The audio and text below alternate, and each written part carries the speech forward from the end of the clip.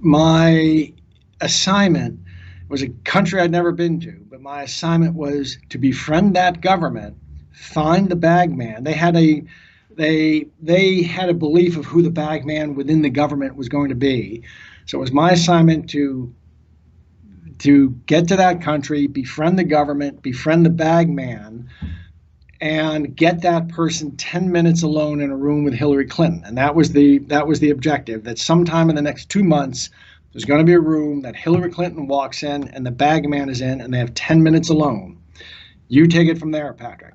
So it was up to me how to make that happen. And I'm not going to go into the details of how I made that happen. But I can tell you that about 6 weeks later, there came a point where Hillary had accepted such a meeting with the bag man, and a method had been created to keep it off so it would never appear in her schedule. I'm going to use the metaphor of a hotel, but don't be sure. But I'm not going to say whether this actually occurred in a hotel or an office building. But just imagine she was in a hotel in room 810, and she had an assistant downstairs in room 405. The bag man comes to the hotel, and her schedule has her leaving the hotel at 9 o'clock in the morning in a limousine.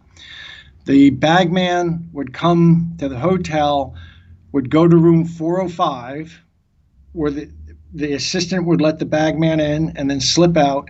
At 8:48, Hillary would leave her room, take the elevator down. So everyone would see her leaving the 8th floor and taking the elevator down. She'd actually stop at the 4th, get out, go into room 405, spend 10 minutes, come out, get in the elevator, and continue to the lobby, get in the car at the limo at 9. So it's not in her schedule anywhere. Yep.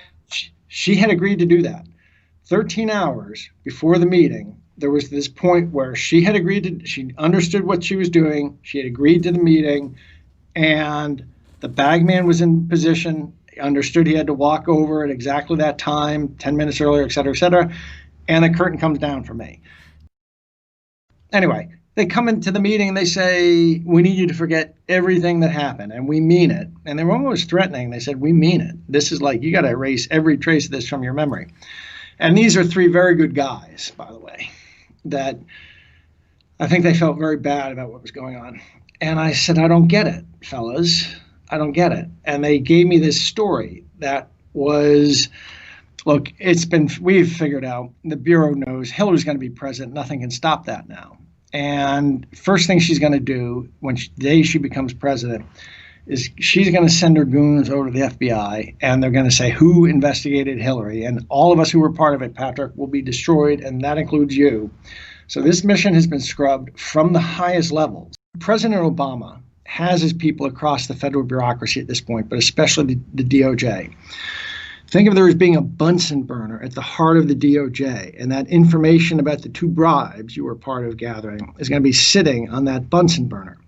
Hillary's going to be president for 8 years, and nothing's going to change that. But while she's president, the hand that is controlling the flame on the knob on that Bunsen burner. You remember your high school chemistry, a Bunsen burner? Oh, yes. The hand on that knob is going to be one of Barack Obama's people the whole time Hillary's president. If she's a good girl and defends Obamacare, that knob the flame stays low. If she's a bad girl and thinks for herself, that flame gets turned up high. And that way, Barack Obama is going to manage Hillary Clinton for the 8 years she's president. And then she's going to step down and Michelle's going to run. And Patrick, that's the plan.